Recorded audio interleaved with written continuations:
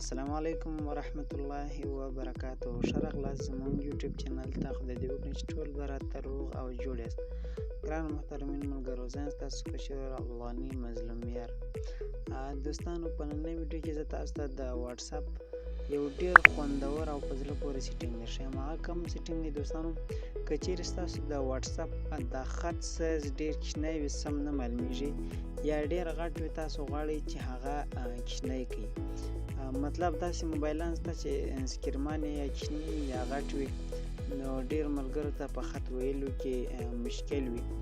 د ځینو په غټ خط خوښېږي او د ځینو کوچنی. نو ما نن د هغه مشکل حل لارم راوړې ده چې تاسو څنګه په کم سایز کې خالي د واتساپ کم خط چې دی د هغه سایز تاسو غټولی او کوچنی کولی شئ. نو دوستانو، نور وخت نه اخلم، ویډیو شروع کوو. ویډیو را سره در پایه وګورئ، طریقه زده کړئ. نو ګورئ دوستانو، تاسو به راسئ د ټولو مخه به خپل واتساپ خلاص کړئ. هغه کومه طریقه دی؟ ګورئ دوستانو، دلته ورته ګورئ، دا زما د واتساپ د خط سایز ډېر کوچنی دی، یعنې د خپل سایز لا هم کم دی، کوم چې اول پلا سړی انسټال کړي. نو زه راځم دوستانو ستاسو در مخه د دغه سایز زیاتوم. نو دا به څنګه زیاتوو، په کومه طریقه؟ نو تاسو به راسئ، ګورئ خپل واتساپ چې مو خلاص کړي، دغه درې ټکي به کلیک کړئ. کله چې مو دغه درې ټکي کلیک کړئ، بیا به تاسو راسئ دغه سیټینګز ته. ګورئ سیټینګز، نو چې کله مو سیټینګز کلیک کړئ، دلته به تاسو راسئ. ګورئ دوستانو، دغه اپشن دی کوم چې چیټ ورته لیکلی دی، تاسو په دغه چیټس باندې کلیک کړئ. کله چې مو په چیټس باندې کلیک کړئ، ګورئ تاسو ته دغه صفحه راځي.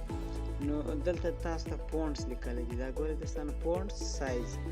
نو تاسو په دغه باندې کلیک کړئ.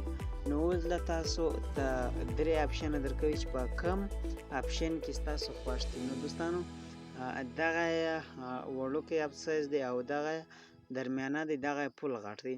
نو زه راځم ستاسو تر مخه دا په غټ سایز باندې دروم. دا نور هېڅ کار نه غواړي، عادي پر ودرېدی. نو ګورئ زه راځم اوس هغه خطه دا ګورئ دوستانو چې اوس د دغه خط سایز دغونه غټ شو. لکه زه اوس لیکم هیلو هیلو.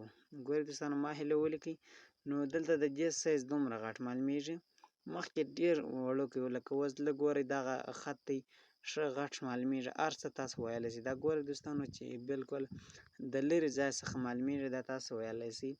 نو دوستانو، دغه اوس زموږ نننۍ ورځې ویډیو خدای دې وکړي چې د خوښې وړ مو ګرځېدلی وي.